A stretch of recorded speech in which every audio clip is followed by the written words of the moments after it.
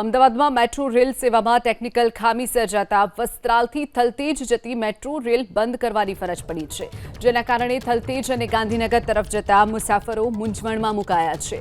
જો કે new કોર્ટથી વસ્ત્રાલના route પર મેટ્રો ટ્રેન નિર્ધારિત સમયે દોડશે।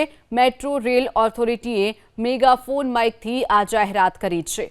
તો અમદાવાદમાં મેટ્રો રેલ સેવામાં ટેકનિકલ ખામીના કારણે અમુક સ્ટેશન પર બંધ કરવામાં આવી છે।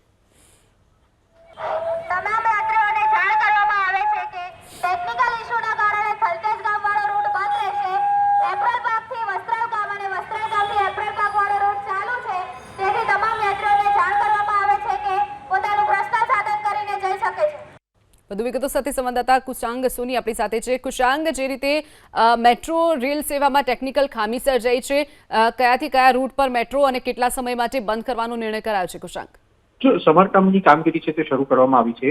શાહપુર પાસે આ ખામી સર્જાઈ હોવાનું અત્યારે મેટ્રો પ્રશાસન પાસેથી જાણવા મળ્યું છે। મેટ્રો લાઇનને જે પાવર સપ્લાય કરવામાં આવી રહ્યો છે તે કેબલ કપાઈ ગયો છે, જેના કારણે આખી જે સિસ્ટમ છે તેને અસર થઈ છે અને થલતેજથી શાહપુર સુધીનો જે રૂટ છે તે સંપૂર્ણ રીતે બંધ કરવામાં આવ્યો છે। આપને એ પણ જણાવી દઈએ કે વસ્ત્રાલથી એપ્રિલ પાર્ક સુધીનો, એટલે કે જે મેટ્રોનો પ્રથમ તબક્કો શરૂ થયો હતો 6 કિલોમીટરનો, તે અત્યારે રાબેતા મુજબ ચાલુ છે અને તેની સાથે જે પાવર કેબલ છે તેને કનેક્શન કરવાની, પુનઃ કાર્યરત કરવાની કામગીરી છે, તેના માટે મેટ્રો વિભાગના અધિકારીઓ અને અન્ય જે વીજળી વિભાગના અધિકારીઓ છે તે અત્યારે ઘટના સ્થળ પર ઉપસ્થિત છે। પરંતુ જે નાગરિકો છે તેમને વસ્ત્રાલથી ગાંધીનગર સુધી જવું હતું, તે લોકોને આજે સવારે મુશ્કેલીનો સામનો કરવો પડ્યો હતો, કારણ કે કેબલ કપાઈ જતા મેટ્રોની પરિવહન સેવા અટકી પડી હતી અને તેના જ કારણે આ મેટ્રો છે તે ચાલી શકી ન હતી। તે પણ હજી સત્તાવાર રીતે સામે નથી આવ્યું કે ક્યાં સુધીમાં પુરવઠો પૂર્વવત કરવામાં આવશે, પરંતુ આજના દિવસમાં કેબલ જોડી અને મેટ્રોને ફરી દોડતી કરવામાં આવી તે પ્રકારના પ્રયાસ મેટ્રો તરફથી હાલ કરવામાં આવી રહ્યા છે।